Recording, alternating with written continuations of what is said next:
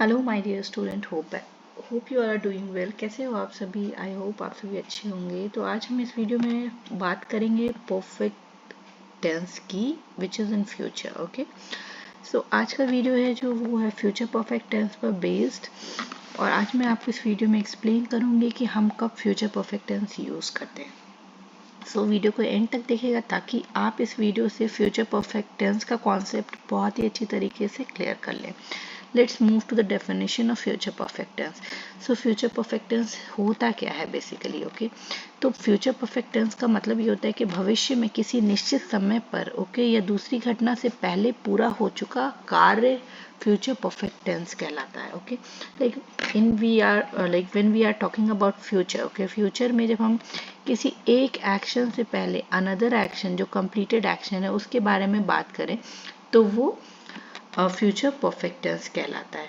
और इसकी हिंदी से रिलेट अगर करें तो चुका होगा, चुकी होंगे, चुके होंगे जैसे वर्ड्स जब अगर आएंगे हिंदी के सेंटेंसेस में एंड में, तो आप समझ लेना कि आपको वो टेंस जो है, वो सेंटेंस जो है वो फ्यूचर परफेक्ट में बनाना है।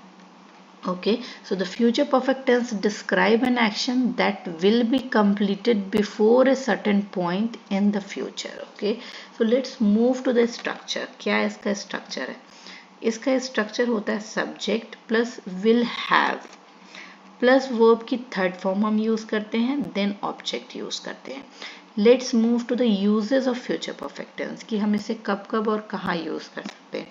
तो इसका पहला यूज जो है वो to show completion before a future event, भविष्य के किसी क्रिया से पहले समाप्त हुआ कार्य। जैसे कि हम प्रेजेंट में बात करते थे, ओके, जैसे कि हम पास्ट में बात करते थे कि एक एक्शन से पहले हुआ एक्शन को हम बनाएंगे, उसी तरीके से फ्यूचर में भी वही चीज है। ओके, एक एक्शन से हुआ काम, कंप्लीटेड काम, जो पहले एक्शन कंप्लीट हो चुका है उसको हम फ्यूचर परफेक्ट में बनाएंगे। जैसे कि एक एग्जांपल लेती हूँ, तुम्हारे आने से पहले मैं अपना काम पूरा कर चुका होऊंगा। मतलब कि जब तुम आओगे फ्यूचर में, जब तुम फ्यूचर में आओगे तो तुम्हारे आने से पहले मैं जो काम कर रहा हूँगा वो पूरा मैं कर चुका हूँगा। Okay, so I will have finished my work before you arrive. Okay, इसको हम बनाएंगे I will have finished my work before you arrived. Next जो हमारा यूज है वो है टू एक्सपेक्टेड कंप्लीशन। ओके, कि कोई काम पूरा हो चुका होगा फ्यूचर में। ओके, तब भी हम उसे फ्यूचर परफेक्ट में बनाएंगे। जैसे कि अब तक वे पहुंच चुके होंगे, अब तक वे पहुंच चुके होंगे। They will have reached by now, they will have reached by now. Next जो यूजेस है वो है टू एक्सप्रेस कॉन्फिडेंट और assumption about the future. Okay, कि आप कितने श्योर हो उस चीज को बताने के लिए भी आप फ्यूचर परफेक्ट टेंस का यूज करते हैं। ओके, फॉर एग्जाम्पल जब तक हम पहुंचेंगे वो सो चुकी होगी।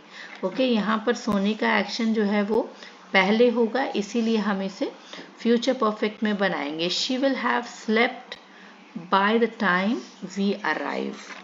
Okay, let's move to the sentence structure कि हम इसे कब और कैसे बनाएंगे। तो पॉजिटिव सेंटेंसेस को बनाने के लिए स्ट्रक्चर बिल्कुल सेम रहेगा जो मैंने ऊपर डिस्कस किया है, subject plus will have plus V3 plus object. Example, वह प्रोजेक्ट पूरा कर चुका होगा, he will have completed the project, he will have completed the project।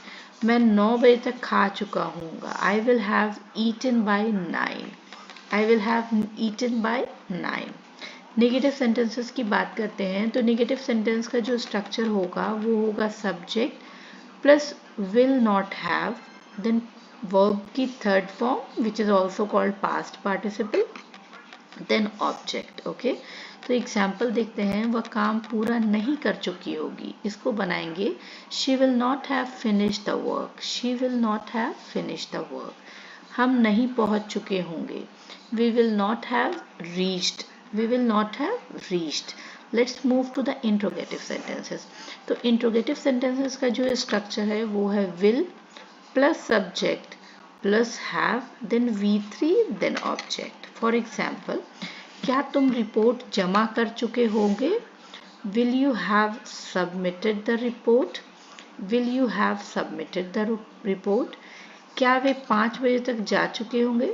Will they have left by 5 PM? सो ये था तीनों स्ट्रक्चर जो मैंने आपको बताया, interrogative, negative and positive structure. अब हिंदी की अगर बात करें तो मैंने ऊपर भी बताया था कि चुका होगा, चुकी होंगे, इस तरीके के जो वर्ड्स आएंगे कंप्लीशन ऑफ द एक्शन, तो आपको वो सेंटेंस फ्यूचर परफेक्ट में बनाना है। अब चलिए बात करते हैं टाइम एक्सप्रेशन की। तो कुछ टाइम एक्सप्रेशन है जो हम यूज़ करते हैं फ्यूचर परफेक्ट के साथ। पहला जो टाइम एक्सप्रेशन है वो है by tomorrow, by then. Okay, next जो हमारा टाइम एक्सप्रेशन है वो है by the time which is called जब तक। ओके, मतलब जब तक तुम आओगे मैं निकल चुका हूँगा। ओके, नेक्स्ट जो हमारा टाइम एक्सप्रेशन है वो है बिफोर प्लस टाइम इवेंट, मतलब किसी भी समय से पहले की बात हो रही है तब। ओके, नेक्स्ट जो हमारा टाइम एक्सप्रेशन है वो है into hour, into week, into year, into in a week. Such kind of time expression is also used with future perfect tense. Okay, and will have का use जो है वो सभी subject के साथ होगा।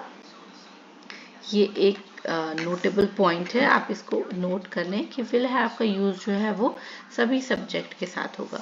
और जो वर्ब है वो हमेशा थर्ड फॉर्म में आएगी। ओके, वर्ब हमेशा थर्ड फॉर्म में यूज करेंगे। ओके, बाय एक और इसकी इंपॉर्टेंट चीज है, बाय और बिफोर जैसा टाइम एक्सप्रेशन जो है वो अक्सर यूज होता है। तो हम अक्सर सेंटेंस जब पास्ट परफेक्ट में बनाते हैं तो फ्यूचर परफेक्ट में बनाते हैं तो बाय और बिफोर जैसे टाइम एक्सप्रेशन को यूज करते हैं।